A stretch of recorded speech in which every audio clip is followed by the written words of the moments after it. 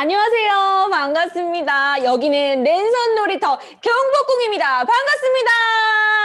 어서 오세요. 우리 친구들. 네, 우리 친구들의 손가락이 모두 10개인지 한번 확인을 해보도록 하겠습니다. 먼저 우리 친구들 저와 함께 인사를 한번 해볼까요? 자, 여러분의 손을 바짝바짝 흔들어 주시면서 저와 함께 인사 나눠보시죠. 반갑습니다. 어서 오세요. 네, 너무 고마워요.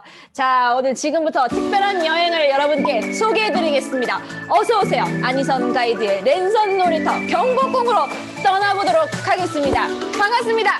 자, 여기는 방구석이에요. 그런데 오늘 이 장소들을 놀이터로 만들어 보겠습니다.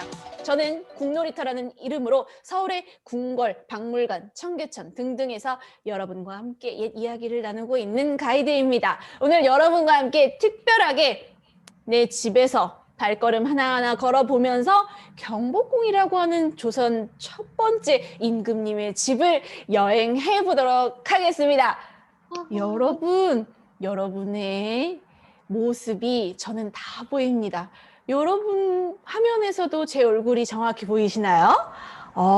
좋습니다. 여러분의 비디오 상태, 그리고 여러분 제 목소리가 잘 들리시는지 오디오 상태 확인해 주시고, 여러분이 오늘 하고 싶었던 이야기들을 냉큼냉큼 적을 수 있는 키보드 상태까지, 여러분 채팅창에 여러분의 이름으로 되어 있는지까지 확인해 주시면 오늘 여행 완벽하게 준비되신 것입니다.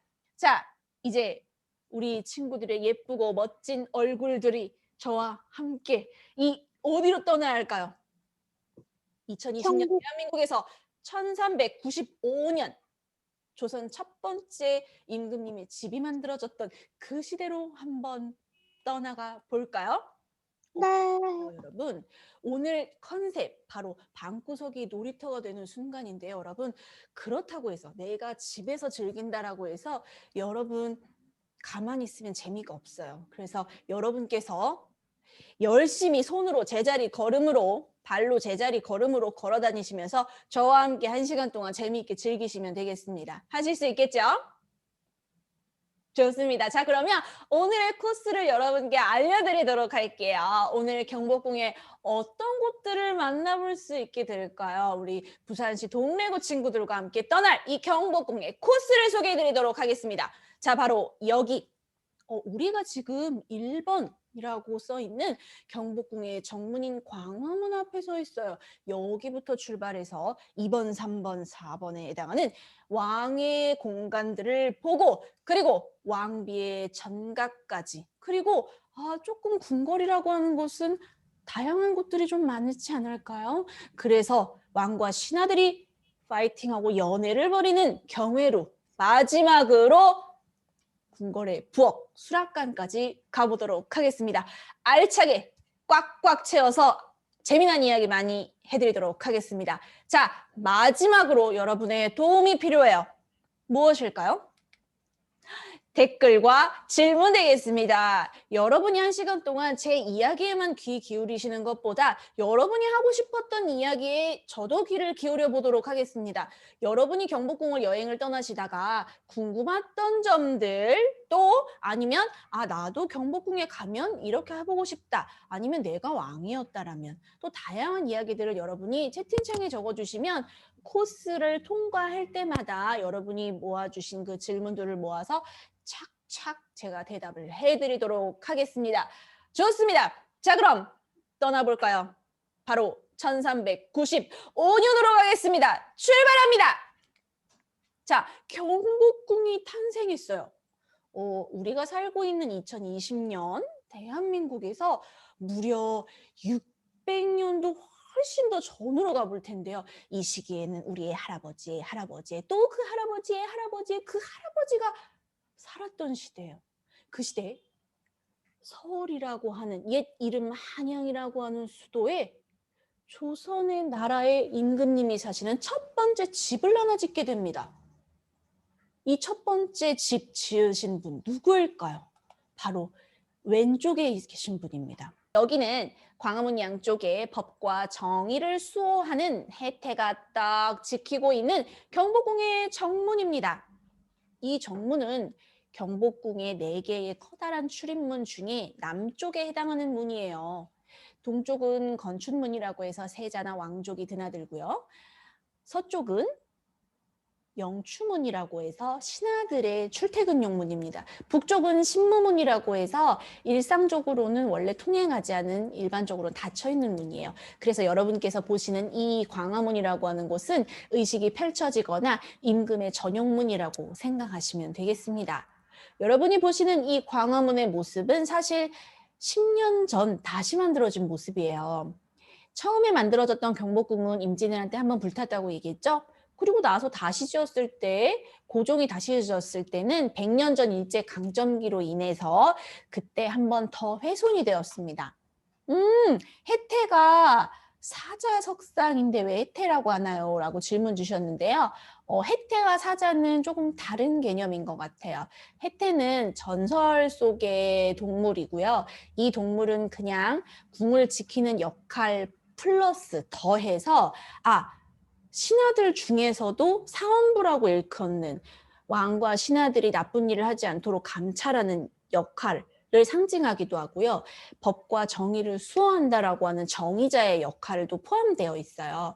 원래 사실은 광화문 바로 앞에 있는 게 아니라 광화문 광장 쪽으로 앞으로 조금 더 나온 상태에 원래 있어야 하는 건데 지금 현재 갖다 놓은 거로는 광장의 이런 상황들로 인해서 광화문 근처에다가 조금 밀려난 상태죠. 아주 좋은 질문 주셨어요. 좋아요. 자, 여러분이 보시는 이 광화문은 10년 전에 다시 만들어진 거예요. 하지만 예전에 지어졌던 광화문의 모양과 고증을 거쳐서 아주 원 상태에 아주 가깝게 보완된 것이기 때문에 옛 모습 그대로다 이렇게 생각하고 봐주시면 됩니다. 우리 이문을 통과해서 경복궁 안으로 들어갈 건데요.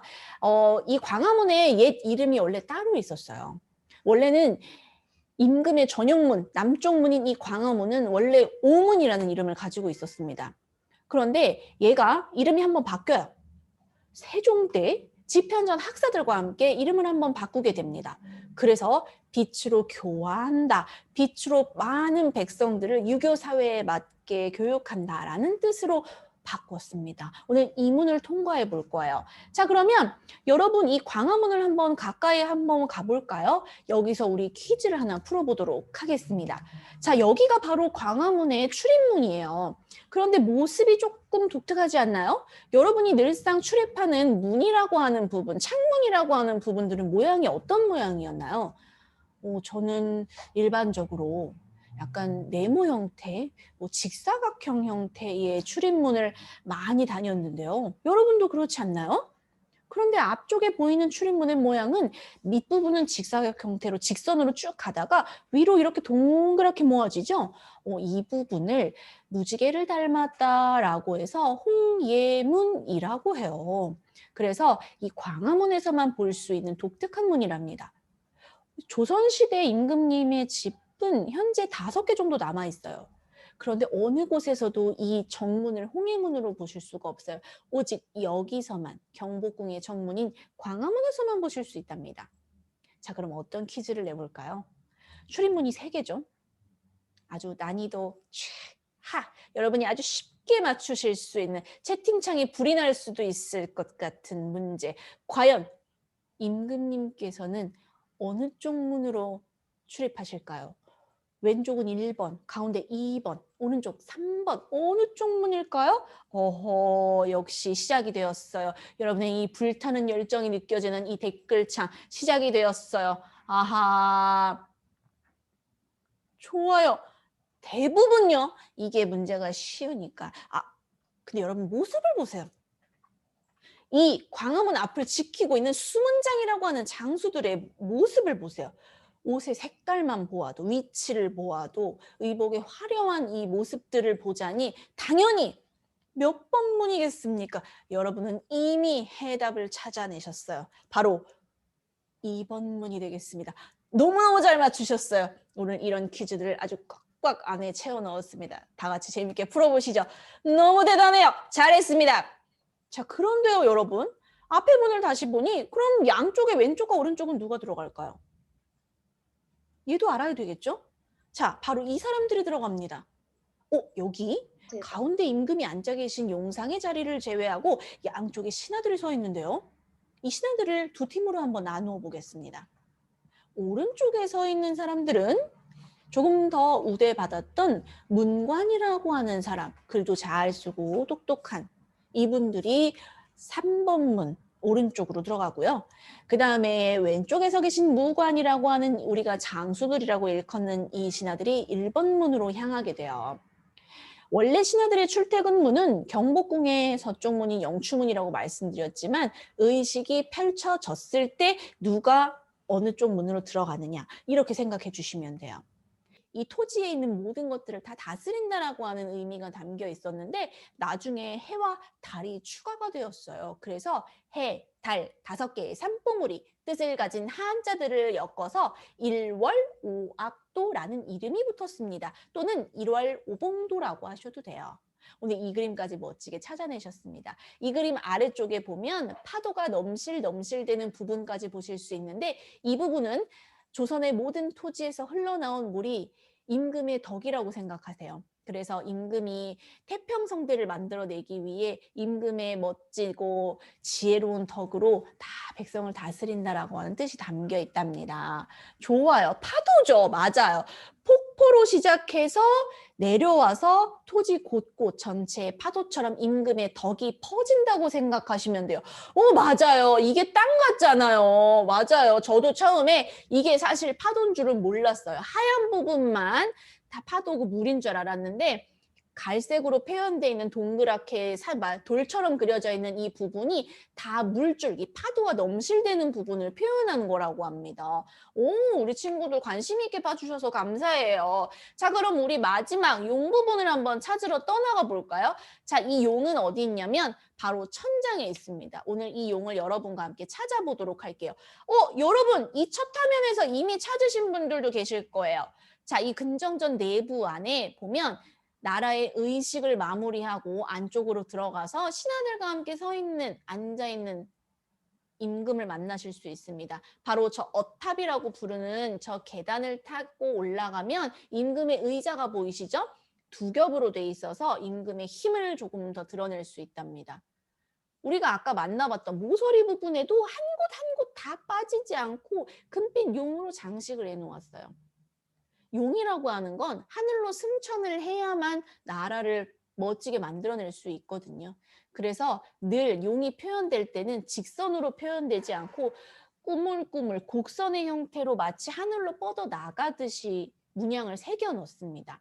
자, 그리고 그 뒤에 있는 그림도 여러분께서 찾아보셨죠?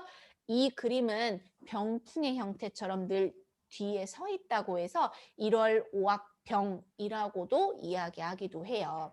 오늘 많은 보물들 찾아보셨는데 이제 마지막 천장을 확인해 보셔야만 합니다. 붉은색으로 치장이 되어 있는 임금의 힘이 가득 담겨 있는 이 근정전 용상 위로 금빛 2마리의 용이 그 힘을 이 근정전 곳곳에 퍼뜨려주고 있습니다. 여러분, 이제 조금씩 슬금슬금 보이시죠? 바로 저 높이 박혀 있는 2마리의 금빛 용입니다. 용을 상징하는 임금의 힘이 이 경복궁 곳곳에 퍼지기 시작해요. 이것은 고종이 다시 이 경복궁의 근정전을 지어내면서 만들어낸 발톱이 7개가 달린 칠조령입니다. 여러분 발톱 세셨어요? 이렇게 닭발처럼 생긴 거 발톱 개수 세어보세요. 자, 빨리 세세요. 하나, 두 개, 세 개, 네 개, 다섯 개, 여섯 개. 몇 개입니까, 여러분? 이름이 칠조령인 이유가 바로 이 발톱의 개수 때문이에요. 7개 세셨나요, 여러분? 아하. 그래서 칠조령입니다.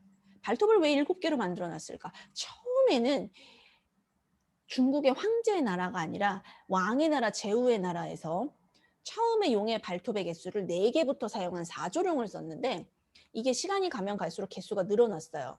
고종이 다시 경복궁을 지었을 때는 강한 나라의 힘, 강한 힘을 가진 왕이 다스리는 나라를 만들기 위해서 발톱의 개수를 무려 7개, 세븐으로 만들어냈습니다. 어떤 궁궐에서 보실 수도 없고요. 오직 경복궁 천장, 경복궁 근정전 천장에서만 만나보실 수가 있습니다. 그러면 조선에서 왕비를 한번 뽑아볼까요? 왕비를 어떻게 뽑을까요? 자, 앞쪽에는 똑같은 옷을 입은 여성분들이 많고요.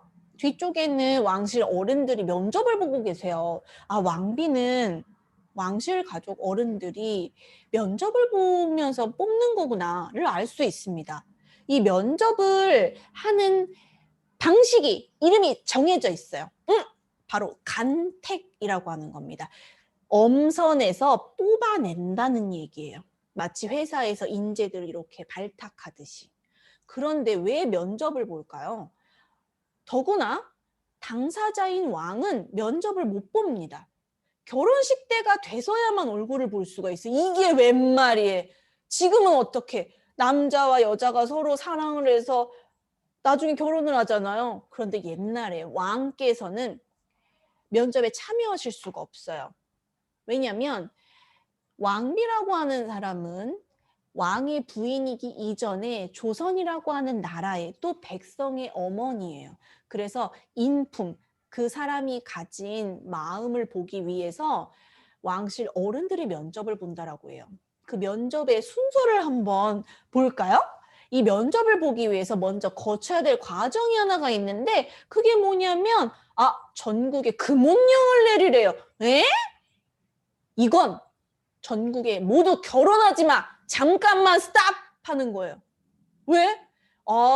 일단 이 시기에 왕비를 뽑아야 돼. 좋은 처자를 일단 면접을 받아서 서류를 받아야 되니까 잠깐만 지금 모두 결혼하지 말고 잠깐만 기다려. 대기하는 거예요. 그 다음에 서류를 받아요. 처녀단자라고 하는데 여기에는 아버지 이름도 적고 할아버지 이름도 적고 우리 집안은 어떤 집안이에요. 나는 건강합니다. 나이는 몇 살이에요? 태어난 날짜, 시간은 언제예요? 이런 거 적어서 내는 거예요.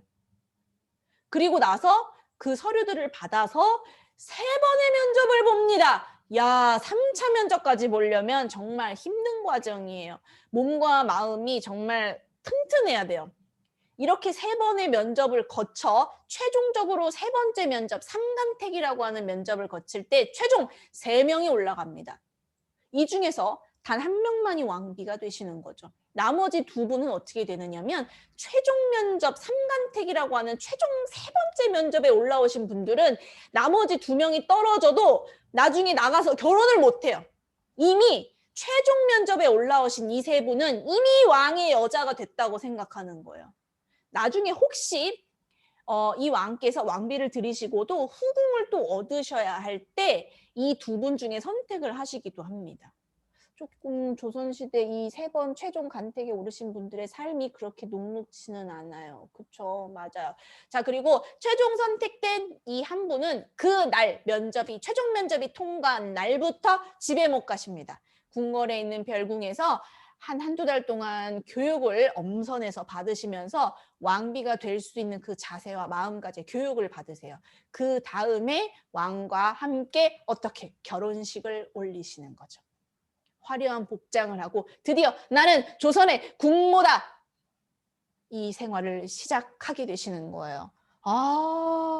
왕은 바람둥이네 뭐 이런 말씀을 주셨는데 사실 왕은 여성을 선택할 수 있는 권리가 그렇게 많이 없어요. 네, 일단 왕실 어른들이 면접을 보시기 때문에 들어오고 나서 왕이 왜 이렇게 부인을 많이 갖는가에 대한 문제를 아마 우리 친구들이 이야기해 주시는 것 같아요. 왜냐하면 조선시대 때 왕이 부인을 많이 두는 이유는 자식을 많이 낳기 위해서예요. 별다른 이유가 없어요. 왜냐하면 왕의 자손들이 많아야 왕실이 번창해서 안정이 되고 그로부터 다른 위협의 세력들이 침범하지 못해서 같은 성씨를 가진 아버지에서 아들이 내려오는 이런 왕조라고 하는 국가가 제대로 쭉 이어져 나올 수 있거든요. 이거는 지금과 문화가 다르기 때문이고 옳고 그름의 문제는 아니에요. 옛날에는 그랬고 지금은 투표를 해서 뽑는 것뿐이에요. 그 나라 시대와 지금의 시대의 상황과 문화가 달랐다고 생각을 하시면 되겠습니다. 좋습니다. 우리는 그렇게 해서 과거의 문화를 한 번 더 이해하는 거라고 생각을 하시면 돼요. 좋아요. 자, 이제 우리 어디로 가볼 거냐면요. 이제 코스 2군데가 남았거든요, 여러분. 어디를 가볼까요? 왕과 왕비의 공간들을 봤잖아요. 이번에는 경복궁의 동쪽, 아니 서쪽으로 살짝 틀어서 나라의 공식 연회장을 한번 볼 거예요. 이곳은 경치가 끝내준답니다. 여러분 카메라 챙기셔야 돼요. 찍으실 시간이 왔습니다. 인증샷 찍으러 한번 떠나볼까요? 나라의 경사가 열리는 그런 좋은 곳 경회로 가겠습니다. 자, 이곳은 조선 3대 임금 태종 이방원이 만들어낸 나라의 공식 연회장이에요. 오, 아름다운 꽃들이 주변에 넘쳐 있네요. 사실 연못에 떠 있는 이 누각 주변에는 사면이 전부 동서남북 주변으로 다 높은 담이 둘러쳐져 있었기 때문에 우리가 보는 것처럼 마주 볼 수가 없었어요. 그런데 일제강점기 때 100년 전에 이 경복궁을 일본이 점령을 하고 이곳을 많이 훼손시키기 시작했어요. 그래서 전시관의 형태로 만들기 위해서 담을 전부 다 허물었어요. 그래서 우리가 마주 볼 수 있게 된 거고, 그래도 복원은 해야지. 그래서 경회로 동쪽과 북쪽의 담을 복원해 놓은 상태입니다. 그래서 우리는 복원하지 않은 남쪽 부분에서 경회로를 감상을 할 수가 있어요. 여러분이 보고 계시는 이 수양버들의 꽃들 피어 있을 때는 봄에 찍은 영상이에요. 그래서 여러분이 나중에 서울에 오셨을 때 한 봄 4, 5월쯤에 오셨을 때 이런 풍경들을 만나실 수가 있겠습니다. 여기는 공식 연회장이라고 했죠? 찰칵찰칵 열심히 찍으신 우리 시우 친구 맞죠? 서우 친구군요. 너무 고맙습니다. 많이 찍으셨어요. 많이 찍으셔야 되는 장소예요. 자, 여기는 나라의 공식 연회장이에요. 나라에 좋은 일이 생겼을 때 왕과 높은 관직에 있는 신하들이 이곳에 모여 저 누각 위에 올라 다 같이 좋은 일이 생겼어요. 너무 잘했어. 다들 축하한다. 다음에는 또 파이팅해서 좋은 일을 만들어 보자. 파이팅! 하는 곳이에요. 노는 곳이 아니에요. 그런데 조선의 27명의 임금님 중에 이 전용 목적을 잃어버리시고 사적으로 개인적으로 열심히 노신 분이 한 분 계세요. 그러지 말라고 태종 이방원이 기록에 남겼는데 그냥 개인적으로 열심히 이곳에서 놓으신 분이 한 분 계세요. 어떤 왕이실까요? 여러분 조선의 왕 여러분 알고 계신가요? 이분만큼은 이 경회로에서 아주 열심히 놓으셨어요. 나란 일 안 하시고. 와, 정답이 우리 동리 친구가 일단 터뜨려 주셨어요. 예, 좋아요. 연산군이에요. 폐위된 왕이기도 하죠. 예, 열심히 나란 일을 하지 않으면 언제든지 왕이 쫓겨날 수도 있는 그 사회가 바로 조선이라고 하는 나라입니다. 왕이라고 하는 사람은 물론 하늘이 정해주고 아버지가 나에게 내려준 자리이기 때문에 저절로 얻어질 수는 있어요. 하지만 그 자리를 유지해내기 위해서는 매일매일 열심히 공부하고 일하고 마음을 다듬어야 돼요. 그렇지 않고 놀기만 한다면, 이 자리에 취해서 술에 또 취하고 놀기만 한다면 쫓겨날 수도 있는 겁니다. 장면을 너무 영화나 드라마에서 많이 보셔서 그래요. 자, 그러면 우리 퀴즈를 하나 하고 우리 토를 마무리 해볼까요? 마음이 아픕니다. 자, 어떤 퀴즈가 준비되어 있을까요? 자, 바로 왕의 최애 음식입니다. 왕이 좋아하셨던 음식은 무엇일까요? 먼저 세종대왕이 좋아하셨던 음식을 한번 맞춰볼게요. 힌트를 드릴게요. 너무 포괄적이잖아요. 세종대왕이 아마 고기 좋아하셨던 건 다 아실 거예요. 제가 이렇게 쉽게를 문제 냈으면은 내지 않았겠죠? 자, 포괄적으로니까 너무 이렇게 조금 좁게 나눠볼게요. 모두 다 좋아하셨어요. 소고기, 돼지고기, 닭고기, 별의별 고기 다 좋아하셨지만 이 음식을 좋아하게 된 스토리가 있어요. 이 음식을 좋아하시게 된 때는 여름, 땀이 삐질삐질 나고 기운이 쫙 빠지는 그런 여름날에 좋아하게 된 음식이에요. 우리도 아마 여름에 이 음식 많이 먹을 겁니다. 어떤 음식일까요? 뭔가 기운을 보충해주기 위해서 먹는 탕 종류의 음식이에요. 정답을 맞춰준 친구가 첫 번째로 누가 얘기했어? 아이고 지나갔어. 누가 얘기했어? 정유희 친구가 얘기했군요. 와하, 정답이 나와서 우리 친구들이 빗발치고 있습니다, 여러분. 정답이 빗발치고 있어요. 좋아요. 맞춰볼까요? 삼계탕입니다. 와, 대단하네요. 사실 우리는 삼계탕이라고 부르지만 백숙이라는 이름으로 닭을 푹 끓여낸 음식을 좋아하셨대요. 물론 다른 고기들도 좋아하셨을 겁니다. 자, 그럼 마지막! 지금의 경복궁을 만들어내신 고종이 좋아하는 음식을 찾아볼까요? 이분의 스토리는 좀 슬픕니다. 이 음식을 그냥 좋아하신 게 아니에요. 고종이라고 하신 분은 1895년에 자신의 왕비였던 민비를 일본에 의해 잃고 마음 상하셨어요. 이미 너무 슬픔에 잠겨 있고 또 나도 일본에 의해 나도 위협을 당할 수 있다 생각이 드니까 밤에 잠을 이루지 못하시고 몸에 화증을 이렇게 돋아서 이 뜨거운 몸의 열을 좀 다스리려고 이 음식을 좋아하게 되신 거예요. 말하자면 이 음식은 차가운 음식이에요.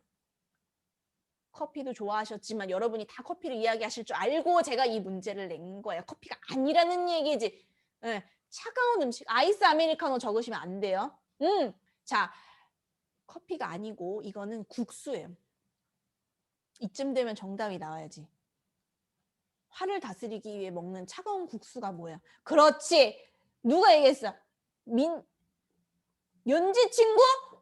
연지 친구 잘하셨어요. 처음 답을 냉큼 적어주셨어요. 우리 친구들도 모두 여러 가지 답을 얘기해 주셨어요. 잘하셨습니다. 볼까요? 냉면이네요. 와, 잘하셨네요. 그런데 물냉일까요? 비냉일까요? 여러분이 좋아하시는 거 한번 적어줘 보세요. 저는 물냉 좋아해요. 근데 비냉도 반반은 안 될까요? 늘 꼭 이러는 분이 계세요. 짜장이냐 짬뽕이냐 그게 아니라고요. 고종께서 좋아하신 냉면은 바로 물냉면이었습니다. 여러분 이렇게 여러 같은 성원을 1시간 10분 동안 보내주셔서 너무너무 감사해요. 여러분 끝내기 싫죠? 부산시 동래구 진로교육지원센터 여러분 10분이 지났지만 우리 친구들은 이렇게 열정을 가지고 랜선 투어에 임합니다. 너무너무 감사드려요. 오늘의 시간을 만들어 주셔서 너무 감사드려요. 그래서 오늘 친구들과 함께 70분 동안 아주 열정적으로 달려왔습니다. 우리는 경복궁의 많은 공간들을 봤는데요. 오늘 이제 여러분이 혹시 못했던 질문이 있으면 딱 3가지 정도만 한번 들어보도록 할게요. 자, 경복궁에 관련된 질문 중에 여러분이 하고 싶었던 질문 딱 3가지 정도만 받아볼까요? 줌으로 만난 쌤 중에 제일 좋아. 이런 거는 반드시 읽어줘야지. 너무 고마워요. 땡큐 베리 마치. 자, 또 질문 혹시 없어요? 아니면 뭐 경복궁은 언제 가면 좋아요? 뭐 경복궁은 가려면 어디로 가야 돼요? 뭐 이런 질문도 좋아요. 경복궁은요, 여러분 지하철 3호선 경복궁역 5번 출구로 가시면 딱 나오시고요. 5호선 광화문역 2번 출구로 나오시면 딱 나옵니다. 교태전에 용이 사나요? 라는 질문을 아까 주셨던 것 같은데 교태전에는 사실 용이라고 하는 흔적이 없어요. 왜냐하면 용이라고 하는 강한 기운이 교태전에서 다음 왕을 생산해내셔야 되는 기운을 눌러버릴 수 있기 때문에 교태전에는 사실 용의 흔적이 없습니다. 말하자면 후궁이겠죠? 왕비 말고 후궁들이 살았던 공간은 경복궁 맨 뒤쪽에 있어요. 이름이 후궁인 이유도 궁궐 뒤쪽에 산다고 해서 후궁이거든요. 그런데 이 후궁이 살았던 공간은 그렇게 많이 남아있지가 않고 현재 그 중에 한 군데 영역만 남아있어요. 나중에 경복궁 뒤쪽에서 한번 만나보실 수 있을 것 같아요. 왕비를 뽑을 때 원하는 사람만 면접을 보내. 내가 원하는 게 아니라 내 집안에 계신 내 어머니 아버지께서 원한다거나 아니면 이미 내정되어 있는 경우가 많아요. 말하자면 이미 신하와 왕실 가운데서 협의를 본 경우가 있어요. 형식적으로 면접을 보는 거죠. 그랬을 경우가 있어요. 만약에 권력이라고 하는 게 신하의 도움을 받아야 될 때도 있어서 그 신하의 딸을 내 아들의 며느리로 삼아야 되겠다라고 했을 때 이미 입으로 이렇게 협의된 경우들도 있었어요. 그래서 정해져 있는데 형식으로 면접을 보기도 했었죠. 경복궁 가서 선생님께 설명을 들으려면 어떻게 해야 돼요? 마지막 설명에 대한 답을 드리도록 하겠습니다. 마이리얼 트립에서 가이드라이브의 안희선 국놀이터를 예약을 하시면 되겠습니다. 나중에 서울에서 만나요. 감사합니다. 관리시험, 과제시험을 과거시험이라고 하죠. 아까 그 군정전에서 벌였던 시험이죠, 여러분. 좋습니다. 여러분 너무너무 감사드리고 선생님 이름이 뭐냐고요? 여러분 누굴까요? 자, 마지막 여러분께 제 이름 알려드리도록 하겠습니다. 안희선 가이드입니다, 여러분. 너무너무 감사드려요. 국노이터였습니다. 감사합니다. 우리 친구들 여러분 손가락 보여주세요. 네, 우리 시간 마무리하도록 하겠습니다. 다음에 국놀이터에서 만나요. 부산시 동래구 친구들 감사합니다. 안녕히 계세요.